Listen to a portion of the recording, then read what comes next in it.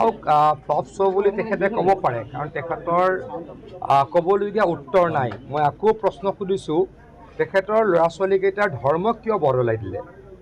তৰুণ গগৈ ডাঙৰীয়াৰ নাতি আজি এজনো হিন্দু নহয়, আৰু তেখেতে গৌৰৱ গগৈ ডাঙৰীয়াই নিজে এখন চিঠি লিখি পেলাই ক'লে যে তেওঁ বৰ্তমান আৰু হিন্দু নহয়।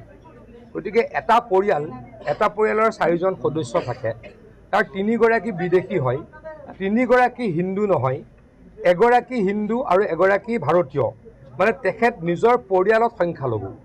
আৰু যিগৰাকী ব্যক্তিয়ে অসমৰ মুখ্যমন্ত্ৰী হোৱাৰ দিবা স্বপ্ন দেখে, যিগৰাকী ব্যক্তি কংগ্ৰেছ দলৰ লোকসভাত ডেপুটি লিডাৰ, যিগৰাকী ব্যক্তিৰ পৰিয়ালৰ 3গৰাকী ব্যক্তিয়ে ভাৰতীয় ৰাষ্ট্ৰীয় পতাকাক চেলুট কৰিব নালাগে, ভাৰতীয় ৰাষ্ট্ৰীয় গান গালে উঠি দিব নালাগে। আমি ভাৰতীয়সকলে কি কৰোঁ, য'তেই আমি নুশুনো, যদি জনগণ মন অধিনায়ক ক'ৰবাত গাই আছে, আমি বহি থাকিলে দৌৰা ঢাপৰা কৰি থিয় হৈ দিওঁ, আৰু ৰাষ্ট্ৰীয় পতাকা দেখিলে আমি চেলুট কৰোঁ। বিদেশী এজনে চেলুট কৰিব নালাগে, বিদেশী এজনে ৰাষ্ট্ৰগান গালে উঠি দিব নালাগে। গৌৰৱ গগৈ ডাঙৰীয়াই যদি কেতিয়াবা এই ৰাষ্ট্ৰীয় পতাকা চেলুট কৰে, তেখেতৰ পৰিয়ালৰ এজনেও চেলুট কৰিবলৈ বাধ্য নহয়। আৰু ৰাষ্ট্ৰগান গালে গৌৰৱ গগৈ ডাঙৰীয়াৰ পৰিয়ালৰ এজনো ব্যক্তিয়েও থিয় হ'বলৈ বাধ্য নহয়। এয়া অত্যন্ত দুখজনক ঘটনা, অত্যন্ত দুখজনক ঘটনা। যদি তৰুণ গগৈ ডাঙৰীয়া জীয়াই থাকিলে হয়, অত্যন্ত দুখ পালে হয়। গৌৰৱ গগৈ ডাঙৰীয়া, এতিয়াও সময় আছে, আপোনাক অনুৰোধ কৰিছোঁ, যেনেকৈ আপোনাৰ দলৰ নেত্ৰী ছোনিয়া গান্ধী ডাঙৰীয়ানীয়ে ইটালিয়ান নাগৰিকত্ব এৰি ভাৰতীয় নাগৰিকত্ব ল'লে, আপোনাৰ পত্নীকো পাৰিলে ভাৰতীয় নাগৰিকত্ব দিয়াওক। ল'ৰা ছোৱালীকেইটাক পুনৰ হিন্দু ধৰ্মলৈকে লৈ আহক, কাৰণ আপোনাৰ ল'ৰাটোৰ পাছপৰ্টত লেখা আছিলে, আগৰখন পাছপৰ্টত হিন্দু বুলি, দ্বিতীয়খন পাছপৰ্টত লেখা আছে ব্লেংক, মানে তেওঁ বৰ্তমান হিন্দু নহয়। ছোৱালীগৰাকীৰ পাছপৰ্টত স্পষ্টকৈ লেখা আছে খ্ৰীষ্টিয়ানিটি। গতিকে মই আপোনাক অনুৰোধ কৰিছোঁ, ভাৰতীয় পৰম্পৰাক আপুনি সন্মান কৰক, অসমীয়া পৰম্পৰাক সন্মান কৰক, আহোম পৰম্পৰাক আপুনি সন্মান কৰক।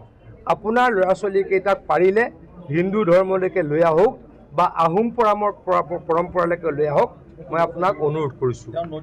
আৰু কিহৰ তাৰণাত আপোনাৰ পত্নীয়ে ভাৰতত চাকৰি কৰোঁতেও পাকিস্তানৰ পৰা দৰমহা লৈ আছিলে, আৰু ইমান কি পাকিস্তানত কৰিবলগীয়া কাম আছিলে, বাৰ গৈছিল, 9 বাৰ 10 বাৰ গৈছিলে।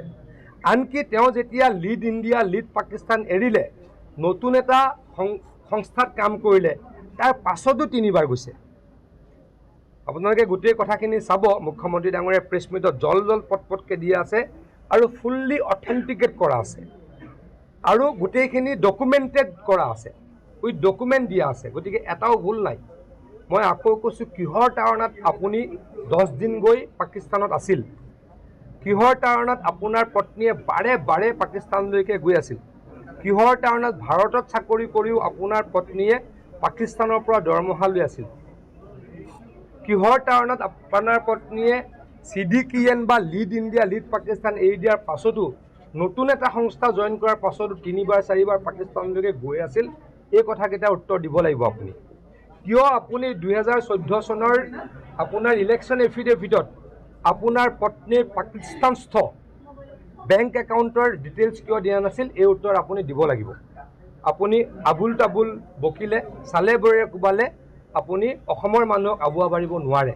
মই আপোনাক অনুৰোধ কৰিছোঁ, আপুনি যিহেতু আপোনাৰ বংশৰ ঐতিহ্যৰ কথা চিন্তা কৰি কথাখিনি খোলাখুলিকৈ কওক, কিহৰ তাৰণাত পৰি আপোনাৰ ল'ৰা ছোৱালীক ভাৰতীয়ৰ পৰা ব্ৰিটিছ কৰা হ'ল? কিহৰ তাৰণাত পৰি আপোনাৰ ল'ৰা ছোৱালীক হিন্দু ধৰ্মৰ পৰা নি খ্ৰীষ্টিয়ান ধৰ্মলৈকে পৰিৱৰ্তন কৰা হ'ল? এই কথাবিলাক আপুনি কওক, মই আপোনাক অনুৰোধ জনাইছোঁ। মই আপোনাক ক'লোঁ নহয় কি মইতো ক'লোঁ আপোনাক, মই আপোনাক ক'লোঁ কি আছে, মই বাৰে ক'লোঁ। কালি মুখ্যমন্ত্ৰী ডাঙৰীয়াই কৈছিল, মই আকৌ ক'লোঁ, মই যদি ভুল কৈছোঁ, মুখ্যমন্ত্ৰী ডাঙৰীয়াই যদি ভুল কৈছে, মানহানি কেছ কৰক।